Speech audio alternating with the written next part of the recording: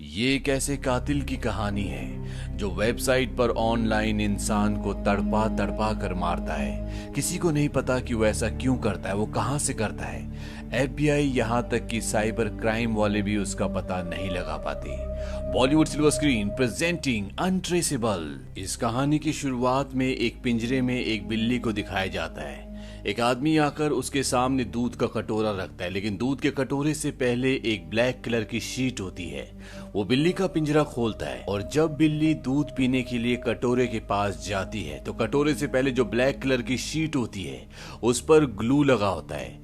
ये एक तरह का ट्रैप है, ठीक उसी तरह से जिस तरह से चूहों को पकड़ने के लिए लगाया जाता है। बिल्ली के पैर उस पर चिपक जाते हैं और वहां पर जो आदमी होता है वो हाइलोजन की तेज लाइट बिल्ली की तरफ कर देता है, जिससे उसे गर्मी होना शुरू हो जाती है। और ये सब कुछ लाइव चल रहा होता है, यानी कि ये लाइव स्ट्रीमिंग हो रही है। दुनिया में कोई भी इसे देख सकता है और जिस वेबसाइट पर ये चल रहा होता है उसका नाम होता है किल विथ मी। वहीं दूसरी तरफ एफबीआई की साइबर क्राइम डिवीजन में एक लेडी को दिखाया जाता है जिसका नाम है जेनिफर मार्श, और वो अपने काम में बहुत अच्छी होती है। अभी अभी उसने केस सॉल्व किया होता है जिसमें एक पिता और उसका बेटा ऑनलाइन लोगों के साथ फ्रॉड करते हैं, और इस केस को सॉल्व करने के बाद उसकी नजर उसी वेबसाइट पर जाती है जिसका नाम है किल विथ मी, जहां पर एक बिल्ली को दिखाया जा रहा है जिस पर लगातार कई घंटों से हाइलोजन की तेज रोशनी पड़ रही है और इस रोशनी से उसे बहुत गर्मी हो रही है। जेनिफर को कुछ भी समझ नहीं आता, वो इस केस को ज्यादा सीरियस नहीं लेती, और जब वो घर जाती है तो दिखाया जाता है कि जेनिफर की एक बेटी है। दरअसल जेनिफर एक विडो है और उसकी बेटी की जिम्मेदारी उसी के ऊपर है। जेनिफर कुछ देर बाद एक बार फिर से उसी साइट को खोलती है जहां पर बिल्ली के ऊपर लगातार हाइलोजन की रोशनी डाली जा रही है, और वो देखती है कि वो बिल्ली अब मर चुकी है। ऑफिस जाने के बाद जेनिफर इस वेबसाइट को ट्रैक करने की कोशिश करती है ताकि वो पता लगा सके कि इस वेबसाइट को कौन ऑपरेट कर रहा है, लेकिन वो ऐसा नहीं कर पाती क्योंकि वेबसाइट का आईपी एड्रेस लगातार बदल रहा होता है। कभी वो इंडिया का हो जाता है, कभी कनाडा का, कभी ऑस्ट्रेलिया का, कभी अमेरिका का, यानी कि लगातार उसका आईपी एड्रेस बदल रहा है। दरअसल ऑनलाइन जब भी हम कोई काम करते तो हमारे सर्वर का एक आईपी एड्रेस होता है जिससे पता चल जाता है कि ये कहां से हो रहा है, इसे कौन कर रहा है। लेकिन ये आदमी जो वेबसाइट ऑपरेट कर रहा होता है इसमें कुछ ऐसी सेटिंग होती है कि लगातार आईपी एड्रेस एक देश से दूसरे देश का बदल रहा होता है, इसीलिए उन्हें कुछ पता नहीं चलता कि ये हो क्या रहा है। ये उस वेबसाइट को ब्लॉक भी करते हैं, लेकिन जैसे ही दोबारा से वेबसाइट का नाम डालते हैं तो वेबसाइट खुल जाती है। कहीं ना कहीं ये वेबसाइट रशियन सर्वर से कनेक्टेड होती है जिस पर इनका बिल्कुल भी एक्सेस नहीं है। वहीं शहर में एक आदमी को दिखाया जाता है जो एक गाड़ी के पास जाता है और कहता है क्या तुम ही हो जिसके पास हॉकी मैच की एक्स्ट्रा टिकट्स हैं। लेकिन इससे पहले वो आदमी उसको देख पाता, वो लड़का उस आदमी को बेहोश करके किडनैप कर लेता है। और किल विथ मी वेबसाइट पर अब कोई जानवर नहीं बल्कि एक आदमी है। ये वही आदमी है जिसे अभी कुछ देर पहले एक अनजान लड़के ने किडनैप कर लिया। उसके हाथ पैर बंधे होते हैं और वीडियो पर उसकी लगातार वेबसाइट पर लाइव स्ट्रीमिंग चल रही होती है। उसकी छाती से खून भी निकल रहा होता है। इस वेबसाइट को शुरू हुए आज पूरा एक हफ्ता हो चुका है। जेनिफर अपनी टीम को बताती है कि इस इंसान को कोएगुलेंट नाम का दिया जा रहा है जो खून को पतला करता है। दरअसल ये किसी बीमारी में इस्तेमाल किया जाता है, लेकिन अगर इसकी मात्रा ज्यादा हो जाए तो खून पतला होकर लगातार बहता रहता है और खून बहने से इंसान की मौत हो जाती है। और इस दवा को इस आदमी के शरीर से इस तरह से कनेक्ट किया होता है कि इस वेबसाइट पर जितने लोग ज्यादा विजिट करेंगे उतना ही कोएगुलेंट इस आदमी की बॉडी के अंदर जाएगा, और धीरे धीरे अब इस वेबसाइट के व्यूअर्स बढ़ रहे होते हैं जिसकी वजह से लगातार उसके शरीर में ये दवा जा रही होती है, और कुछ ही घंटों के बाद इस आदमी की मौत हो जाती है। ये एक पायलट था और इसकी मौत के बाद वो आदमी जिसने इसे मारा है, जो वेबसाइट चला रहा है, वो अपनी वेबसाइट पर एक मैसेज टाइप करता है, thanks a lot for your support, अभी और बाकी है। जेनिफर कहती है कि मैं ऐसा नहीं होने दूंगी। अब जिस आदमी को वेबसाइट पे मारा गया जो कि पायलट है, उसकी लाश एक पॉलिटिशियन की गाड़ी के पीछे डिक्की में मिलती है। वहीं दूसरी तरफ एक आदमी को दिखाया जाता है जिसका नाम विलियम है, जो कभी टीवी में रिपोर्टर हुआ करता था, लेकिन अब वो एक होस्ट है। वो एक लड़के के घर पर जाता है क्योंकि इस लड़के ने एंटीक चीज की एक पोस्ट इंटरनेट पर डाली थी और विलियम उसे खरीदना चाहता है। और जब विलियम उसके घर के अंदर उस चीज को देखने के लिए बेसमेंट के पास खड़ा होता है, वो लड़का पीछे से उसे इलेक्ट्रिक शॉक देता है जिससे वो बेहोश होकर बेसमेंट के नीचे गिर जाता है। और अब विलियम उस लड़के के कब्जे में है। वो एक बहुत बड़े ब्लॉक में सीमेंट लाकर उस जगह पर डालता है जहां पर उसने उस आदमी को बांध कर खड़ा किया हुआ है ताकि वो पूरी तरह से फ्रीज हो जाए, वो हिल भी ना पाए। वहीं दूसरी तरफ ये दिखाया जाता है कि आज जेनिफर की बेटी का बर्थडे होता है और उसके साथ उसकी टीम भी होती है। और तभी उन्हें पता चलता है कि किल विथ मी वेबसाइट पर अब एक और विक्टिम है जिसे टॉर्चर किया जा रहा है। ये सब के सब बर्थडे पार्टी छोड़कर ऑफिस आ जाते हैं और वो देखते हैं कि वहां पर एक आदमी जिसका नाम विलियम है, जो पहले न्यूज रिपोर्टर हुआ करता था, उसके हाथ सीमेंट के अंदर है जो पूरी तरह से सूख चुका है, इसीलिए वो अपने हाथ नहीं हिला सकता और उसके पैर भी इसी तरह से फ्रीज होते हैं।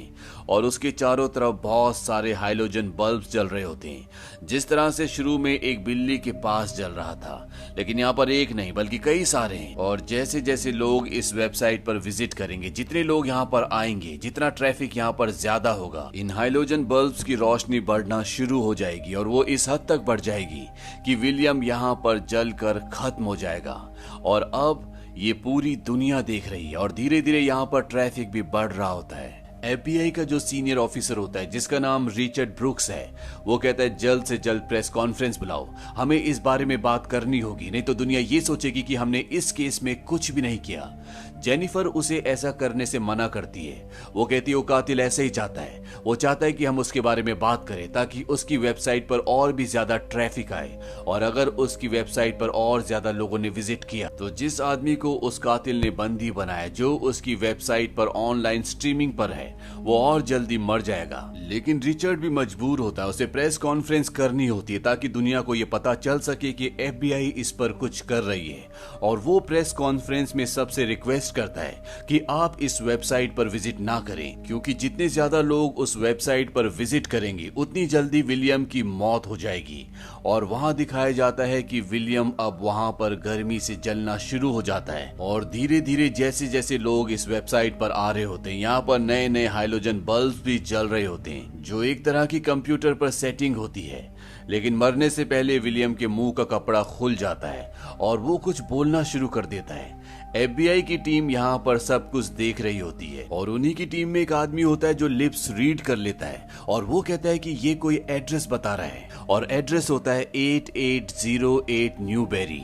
ये वही एड्रेस है जहाँ पर इस कातिल ने विलियम को एंटीक चीज खरीदने के लिए बुलाया था। और FBI की टीम वहां पर पहुंच जाती है और जब वो घर के अंदर जाती है तो यहाँ पर FBI की टीम को कोई भी नहीं मिलता, लेकिन टेबल पर एक लैपटॉप होता है जिस पर वही न्यूज चल रही होती है जिसमें रिचर्ड पूरी दुनिया से रिक्वेस्ट कर रहा होता है कि वो किल विथ मी वेबसाइट पर विजिट ना करें। लेकिन ये दुनिया बहुत क्रूर है, जिस चीज के लिए मना किया जाता है उसी चीज को ज्यादा किया जाता है और इसी वजह से विलियम की मौत हो चुकी होती है। जेनिफर कहती है कि हो ना हो वो कातिल यहीं पर था और अब वो यहाँ से भाग चुका है।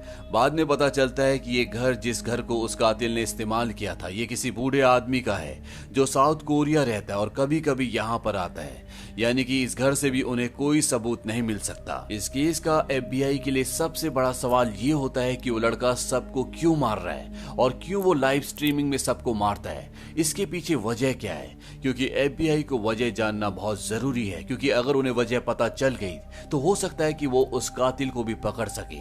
लेकिन फिलहाल उनके पास कोई वजह नहीं होती। लेकिन इनके पास अब एक लैपटॉप है। जेनिफर के साथ काम करने वाला उसका साथी एजेंट जिसका नाम ग्रिफिन है, वो जेनिफर को बताता है जिसका ये लैपटॉप है उसका नाम किल्बन है, जो कि अब मर चुका है। ये लड़का अलग अलग साइट से डिस्टर्बिंग वीडियोस जैसे जलने के, सुसाइडल, इस तरह के वीडियोस को अपलोड करता था और 5 अलग अलग वेबसाइट्स पर पोस्ट किया करता था। लेकिन अब वो मर चुका है और किल विथ मी वेबसाइट को जो चला रहा है, उसने सबसे पहला पोस्ट जो कि बिल्ली वाला पोस्ट था वो इसी लैपटॉप से किया था। यानी यानी कि उसने किलबन का लैपटॉप चुराया है। अब उसी शाम को जेनिफर जब अपने घर पर शार ले रही होती है और उसकी बेटी कमरे में होती है तो उनके कंप्यूटर पर दिखाया जाता है कि वो अपने आप ही किल विथ मी वेबसाइट को खोल देता है, यानी कि उसके कंप्यूटर को हैक किया गया है और उसके कंप्यूटर की स्क्रीन पर उसी के घर को दिखाया जा रहा है, यानी कि उस वेबसाइट पर जहां पर अभी तक लोगों को मारा जा रहा था। अब वहां पर पूरी दुनिया जेनिफर के घर को देख रही है। जेनिफर की बेटी भी ये देखती है और वो अपनी मॉम को बताने की कोशिश करती है। उसकी मॉम को कुछ समझ नहीं आता और जेनिफर की बेटी बाहर चली जाती है। और जब जेनिफर शार लेकर बाहर आती है तो उसे उसके साथी ग्रिफिन का कॉल आता है और वो उसे सारी सिचुएशन बताता है। जेनिफर अपने कंप्यूटर की स्क्रीन पर देखती है, वहां पर उसका घर दिखाया जा रहा होता है और उसकी बेटी भी वहीं पर खड़ी होती है। वो अपनी गन लेकर भागते हुए बाहर जाती है और अपनी मॉम को अपनी बेटी को अंदर ले जाने के लिए कहती है। वो देखती है कि उसके घर के बाहर एक गाड़ी खड़ी होती है जिसकी छत पर एक कैमरा लगा होता है। वो उस कैमरे को वहां से हटा देती है। यहाँ पर पुलिस भी आ जाती है और जब वो इस गाड़ी की डिक्की को खोलते हैं तो इसमें विलियम की डेड बॉडी होती है, उस आदमी की जिसे उस कातिल ने दूसरे नंबर पर मारा है। दरअसल उस कातिल ने जेनिफर की बेटी के बर्थडे वाले दिन उसे एक गेम भेजी थी और जब जेनिफर की बेटी उस गेम को अपने कंप्यूटर पर डाउनलोड करती है तो वो एक ट्रोजन था, जिस वजह से जेनिफर की सारी इंफॉर्मेशन उस कातिल तक पहुंच गई थी। इसीलिए उसे जेनिफर के घर का पता चलता है। अब जेनिफर को उसके साथी एजेंट ग्रिफिन का कॉल आता है और वो कहता है कि मुझे पता है कि उस कातिल ने तुम्हारे घर को टारगेट क्यों किया, क्योंकि उसे पता है कि तुम उसके केस में कुछ ज्यादा ही दिलचस्पी ले रही हो। और वो उसे ये भी बताता है कि किलबन, जिसका लैपटॉप इन्हें मिला है, जो 1 महीने पहले ही मर चुका है, उसके बीच में और कातिल के बीच में कोई कनेक्शन है। पर मैं इसे और भी डिटेल में इन्वेस्टिगेट करना चाहता हूँ, तुम मुझे ऑफिस में मिलो, मैं वहां पर तुमसे डिस्कस करूंगा। और ग्रिफिन फोन को डिस्कनेक्ट कर देता है और तभी उसे एक और फोन आता है। ये एक लड़की का फोन होता है। दरअसल ग्रिफिन ऑनलाइन कई लड़कियों से चैटिंग करता है और वो लड़की कहती है कि मुझे तुम्हारा मेल बहुत अच्छा लगा, मैं तुमसे मिलना चाहती हूँ। और अगले पल ये दिखाया जाता है कि ग्रिफिन, जो कि एक FBI एजेंट है, वो उसी कातिल के कब्जे में है और किल विथ मी वेबसाइट पर अब ग्रिफिन की लाइव स्ट्रीमिंग हो रही है। दरअसल ग्रिफिन को जो कॉल आया था वो इसी कातिल ने किया था। उसने कंप्यूटर में वॉइस चेंजर के जरिए अपनी आवाज को लड़की की आवाज में बदलकर ग्रिफिन को अपने जाल में फंसाया और उसे इस जगह बुलाकर अब बंदी बना लिया। और पूरी दुनिया अब ग्रिफिन को लाइव देख रही है। और जब जेनिफर और FBI की टीम ये देखती है तो पूरी तरह से हैरान हो जाती है, क्योंकि उन्हीं के साथ काम करने वाला ग्रिफिन अब उस कातिल का शिकार है। ग्रिफिन को पानी के टैंक के अंदर डाला होता है और उसके ऊपर एक बॉक्स होता है जिसमें सल्फ्यूरिक एसिड होता है। और जैसे जैसे लोग इस वेबसाइट पर विजिट करेंगे, धीरे धीरे सल्फ्यूरिक एसिड पानी में गिरना शुरू हो जाएगा और वो एक तेजाब का रूप धारण कर लेगा, जिससे ग्रिफिन की पूरी बॉडी गल जाएगी, वो मर जाएगा। और अब जब किल विथ मी वेबसाइट पर एक और कत्ल होने जा रहा है तो लोग यहाँ पर दोबारा से आना शुरू करते हैं। यहाँ पर ट्रैफिक बढ़ना शुरू हो जाता है और सल्फ्यूरिक एसिड पानी में लगातार गिर रहा होता है, जिससे ग्रिफिन की बॉडी जलना शुरू हो जाती है। ग्रिफिन का मुंह पूरी तरह से बंद है, वो चिल्ला भी नहीं सकता। ग्रिफिन की बॉडी जलने से यहाँ पर बदबू होना शुरू हो जाती है, इसीलिए कातिल यहाँ से निकल जाता है। और अब ग्रिफिन के पास एक मौका है कि वो मोर्स कोड के जरिए अपने दोस्तों को संदेश दे सके। वो अपनी आंखें झपकाकर मोर्स कोड के जरिए अपने दोस्तों को, अपनी FBI टीम को एक मैसेज देता है। मोर्स कोड दरअसल एक ऐसी भाषा होती है जिसमें हम आंखें झपकाकर, लाइट को जला और बुझाकर एक दूसरे को संदेश भेज सकते हैं। और FBI को वो संदेश देते देते ग्रिफिन की मृत्यु हो जाती है।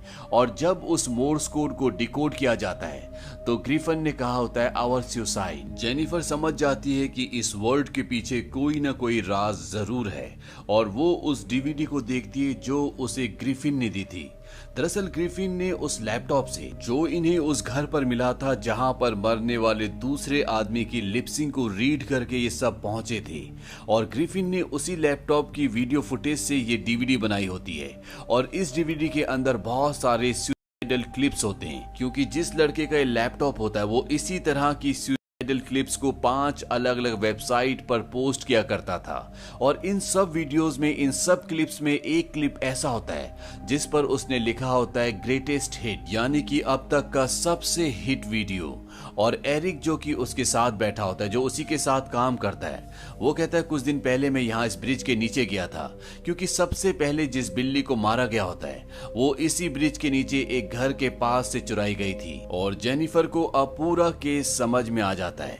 वो एफबीआई की टीम की एक मीटिंग बुलाती है और उन सबको बताती है कि आज से 16 महीने पहले एक प्रोफेसर ने ब्रिज के ऊपर अपने आप को गोली मारकर थी। इस प्रोफेसर का नाम जेम्स रायली था, जो अपनी पत्नी के मरने से बहुत ज्यादा उदास था, इसीलिए उन्होंने सुसाइड कर लिया। और जब वो सुसाइड थे तो न्यूज चैनल 12 के एक पायलट ने इसे पूरी तरह से फिल्मा लिया। हालांकि उनका रेगुलर पायलट उस दिन छुट्टी पर था, इसीलिए इसे दूसरे पायलट ने फिल्माया जिसका नाम था मिलर। और मिलर वही इंसान होता है जिसे वेबसाइट पर सबसे पहले मारा गया था, जो कि एक पायलट था। और जब उनकी न्यूज टीवी पर आना शुरू हो गई तो रायली की फैमिली ने इस पर ऑब्जेक्शन उठाया। सभी न्यूज चैनल्स ने उनसे माफी मांगी, लेकिन न्यूज चैनल 12 ने ऐसा नहीं किया, क्योंकि इससे उनकी टीआरपी बहुत ऊपर आ गई थी।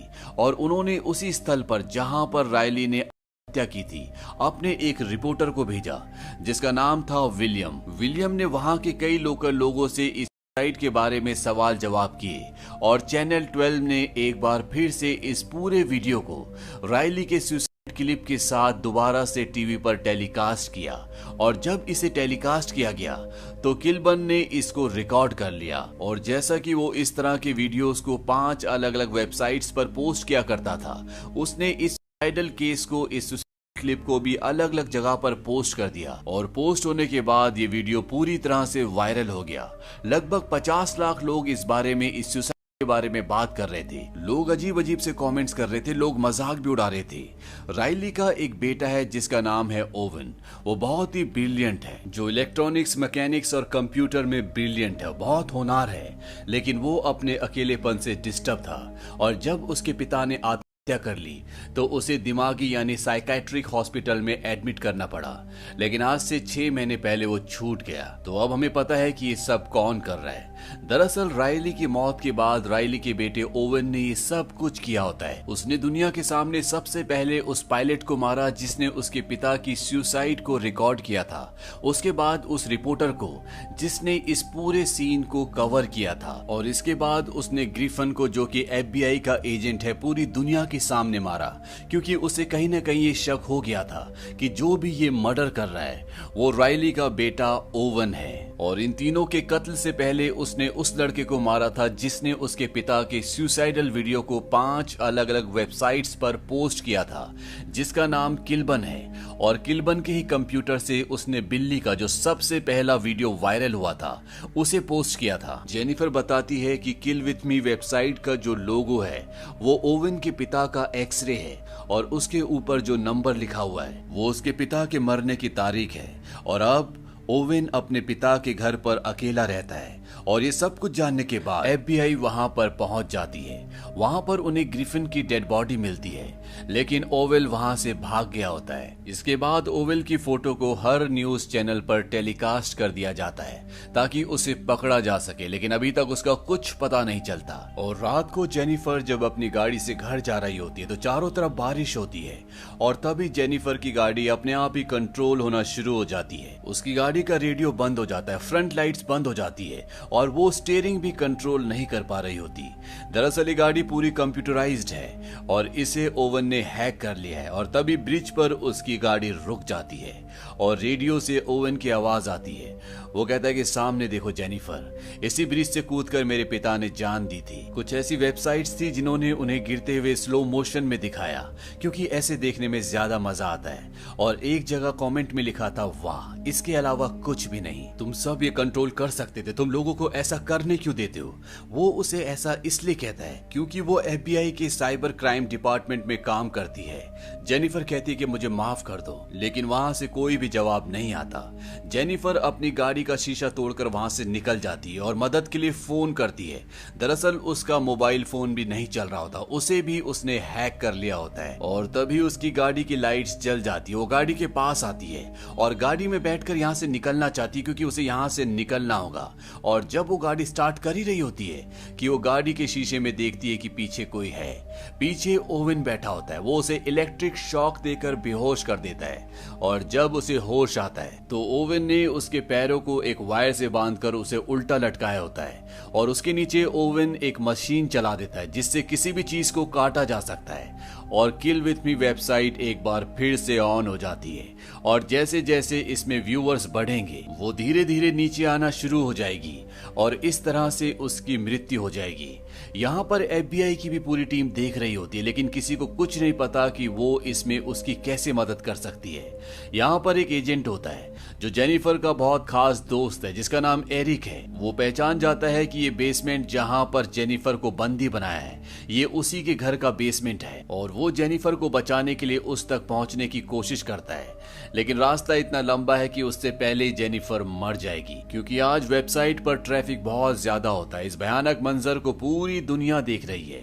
अब जेनिफर अपने आप को आगे पीछे हिलाना शुरू करती है और आगे पीछे होते होते वो एक पोल को पकड़ लेती है और जब ओवेन उसे छुड़ाने के लिए आता है तो वहां पर एक गैस का पाइप होता है जिस पाइप को निकाल देती है और इसके अंदर से गैस निकलती है। ओवेन के मुंह पर उसकी आंखों पर गिरती है जिससे उसे बहुत जलन होती है और इतने में जेनिफर अपनी उस वायर को जिससे उसके पैर बंधे हुए हैं उसे पूरी तरह से ढीला करके नीचे गिर जाती है। वो अपने पैर खोल के ओवेन के पास जाती है, उसे बहुत बुरी तरह से मारती है। ओवेन अपनी गन से उसे मारने भी वाला होता है लेकिन वो उसकी गन को उससे दूर कर देती है और अब ओवेन बिल्कुल नॉर्मल हो चुका है। वो जेनिफर की तरफ बढ़ रहा होता है, वो उसे मारना चाहता है लेकिन तभी जेनिफर ओवेन की गन से उसके सीने में 6 की 6 गोलियां उतार देती है और इस तरह ओवेन का अंत हो जाता है। और अंत में ये दिखाया जाता है कि उसी कैमरे पर जिस कैमरे पर पूरी दुनिया वेबसाइट पर ये सब कुछ देख रही है जेनिफर अपना FBI का बैज दिखाती है और पूरी दुनिया को पता चल जाता है कि कातिल को FBI ने मार दिया। और इसी के साथ ये फिल्म, ये कहानी यहीं पर खत्म हो जाती है। ये फिल्म सन 2008 में रिलीज हुई थी। IMDb पर इसकी रेटिंग है 6.2। इस फिल्म का बजट था $35 मिलियन और बॉक्स ऑफिस पर इसने कमाई की थी $53 मिलियन की। उम्मीद करते हैं कि ये कहानी आपको पसंद आई होगी।